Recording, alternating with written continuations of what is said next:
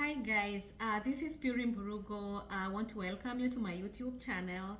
I'm a registered nurse. I'm currently practicing in the US. I come from Kenya, and I want us to talk about uncertainties of relocation. First of all, I want you to know that this video is for anybody who is looking forward to relocating to different countries. Could be the US, Canada, Australia, UK. So uncertainties present as fear, anxiety, sometimes stress.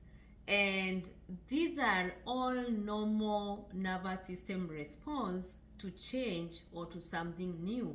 It could be simple things like, for example, being in a new relationship or going to meet your fiance's family, preparing to have a first baby, or even you taking up a new job. So all these kind of scenarios are going to present with uncertainty. But then the reason we are talking about uncertainty is if you let all these feelings of anxiety, fear, stress overwhelm you, then you're gonna get into self-sabotage, and with self-sabotage makes you of course not be successful, can lead you into depression. And so this is why we are talking about this subject today.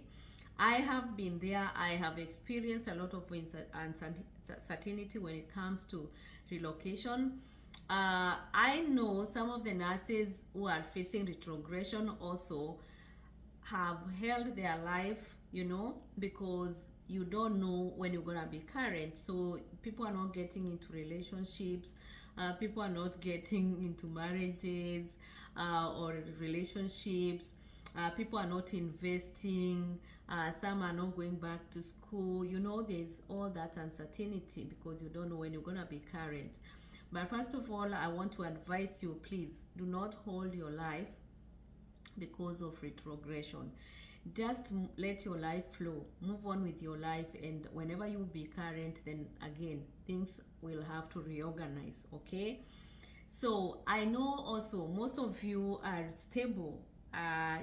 Some of you have built houses, you have cars, you have your kids in boarding school, your children are in boarding school or they're in high school and in colleges. So a lot is going on for you, and so relocation is going to present as something so complex and new. But what I would like to advise you is only handle what is within your control. So things that are within your control could be you, whenever the agency or whenever you are called upon to go to the embassy or to go for medicals, and do what is within your control. Make sure that you have the finances. Make sure that you organize your time well so that you get there on time. Make sure that you have the right documents and make sure that you carry them. Okay, so just do what is within your powers. Do not overcheck yourself so much so that you self-sabotage. Some people will be so much overchecking, and they, at that time they can even lose some of the things on the way. So don't be so cautious thinking that by the time I'm relocating, by the time I'm moving to the US, I will have sold my car, I will have gotten a tenant to take over my house. It can be that way, but necessarily may not be so. So just allow yourself room for that kind of a scenario. Just allow yourself some flexibilities just in case it doesn't go the way you're planning for it to go. So again, I want you to be able to associate yourself with people in the same situation as you are. So most of the time with relocation, people are so quiet, people don't want other people to know. But again, if you find yourself in these kind of groups, these are support groups that give you a lot of information. They also give you a lot of emotional support. And so when you're in those groups, just get the information. Even if you're not actively participating, at least you're able to get the information that people are sharing, because people will be sharing, when I went to the embassy, this is what they were asking for. When I went to the medicals, this is what they were asking for. These are the requirements. So just be in those groups and get information. Do not isolate yourself, okay, for one reason or the other. Another thing I want you to be able to do is also be able to communicate or associate with people who are, are already in those countries. For example, if you know the people are in the US or UK, wherever you're going, just try to, ask them questions if you know them. If not, then just go to Google and find out more information about wherever you're going. If you're coming to the US, which state are you going to? Try to find out information about these states, even on Google. Try to find out how is the security like, how is the standard of living, what is an average cost of maybe an apartment, a one bedroom apartment. Like, try to know these small things about that place. What is the road network like? What is the school district I'm going to? How is the school rating of that school district? Do they have an elementary school? For example, if I have small children, I would like to know, do they have daycares? What is the cost of daycare? So try find out this information because it is very important for you. So again, whenever you are doing all this, make sure that you're present in that step.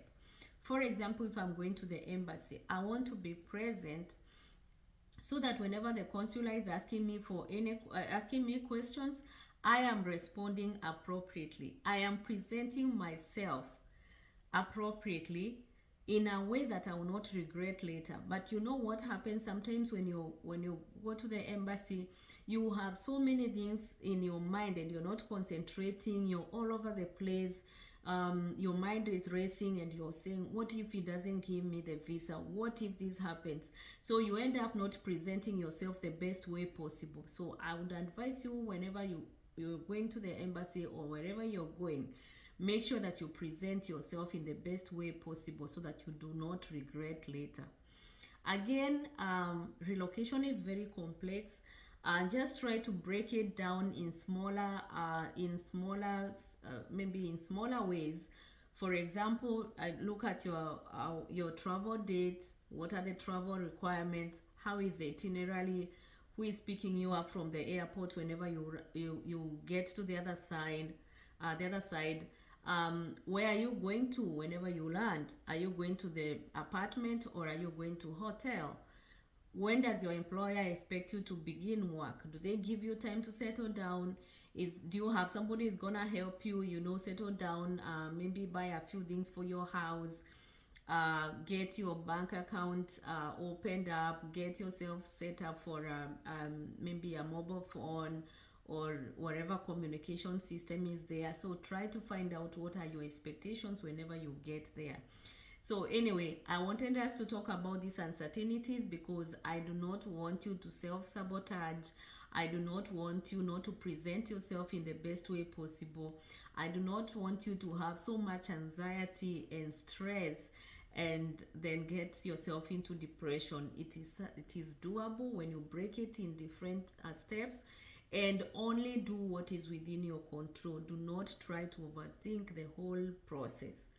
It's gonna flow out. So anyway, thank you so much for checking out with me. This is Purim Burugo and my YouTube channel is Purim Burugo. Please subscribe, like, share, and ask questions if you have any. Thank you so much.